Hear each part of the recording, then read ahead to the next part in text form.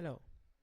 The purpose of this video is to demonstrate how to compute the area of a region in polar coordinate. Let us suppose that we're given a region which is bounded by the polar curve r is equal to f of theta, the polar line theta is equal to a, and theta is equal to b. It is known from calculus that this area must be obtained by integrating the function half of f of theta squared with respect to theta when theta is going from a to b.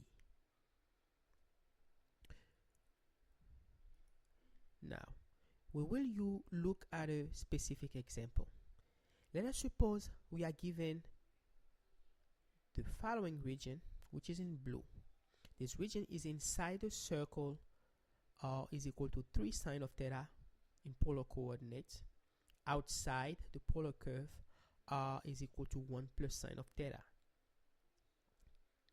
From this picture, we see that the two curves intersect at 2 points, and the polar coordinates of those 2 points can be obtained by solving the equation 1 plus sine of theta is equal to 3 sine of theta for theta. Once that is done, one will obtain that theta is either pi over 6 or 5 pi over 6. So, now that we have all the ingredients that we need, we should be able to put all of this together to compute the area.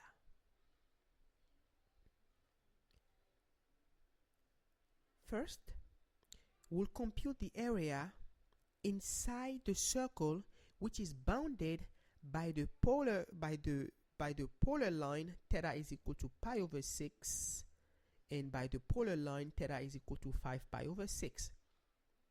And to do that, we simply appeal to the formula.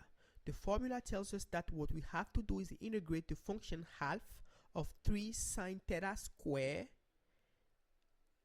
with respect to theta when theta is going from pi over 6 to 5 pi over 6. Next, we will compute the area in white, which is corresponding to the region inside the polar curve r is equal to 1 plus sine of theta, which is bounded by the polar line theta is equal to pi over 6 and theta is equal to 5 pi over 6.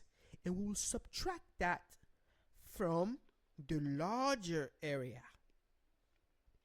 So all of this amounts to computing these integrals.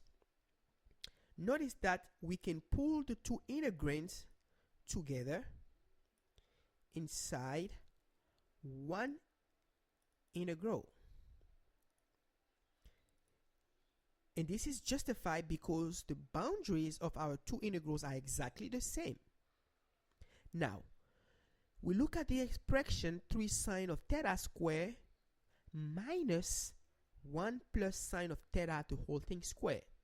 By foiling this, we obtain 9 sine squared of theta minus 1 minus 2 sine of theta minus sine of theta squared. Now we combine 9 sine squared of theta with negative sine squared of theta. When after that process, we obtain 8 sine squared of theta minus 1 minus 2 sine of theta. So, in order to find the area in blue of the region in blue, one has to simply find an entire derivative of the expression 8 sine squared of theta minus 1 minus 2 sine of theta and then apply the fundamental theorem of calculus.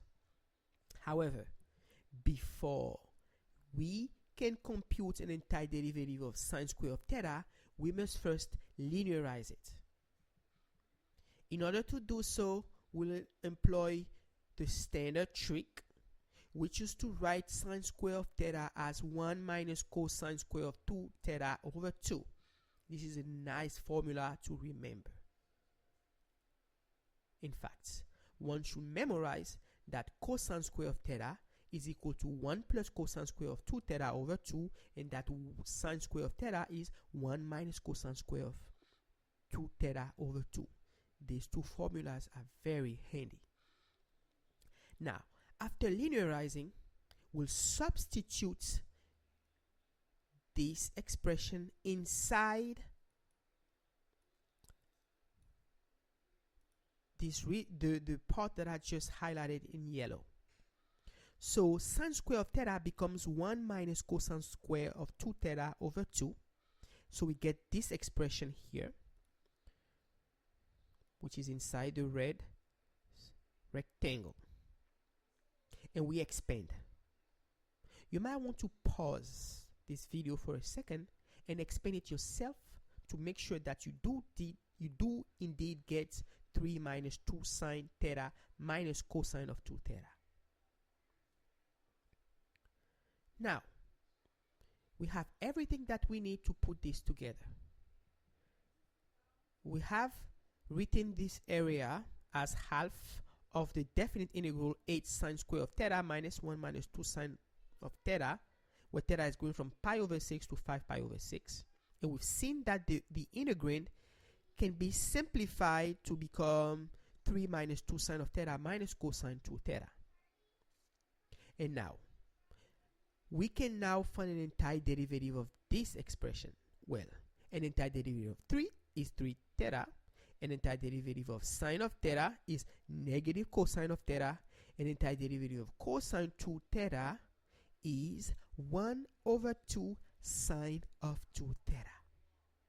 Now, we apply the fundamental theorem of calculus. We take this expression, we call it, let's say, f of theta, and we compute f of 5 pi over 6 minus f of pi over 6. This gets us here.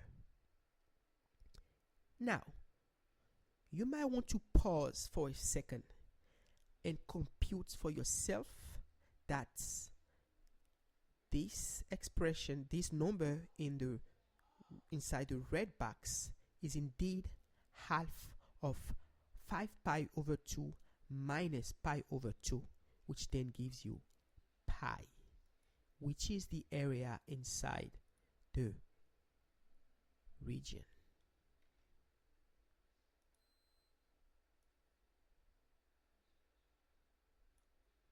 Thank you.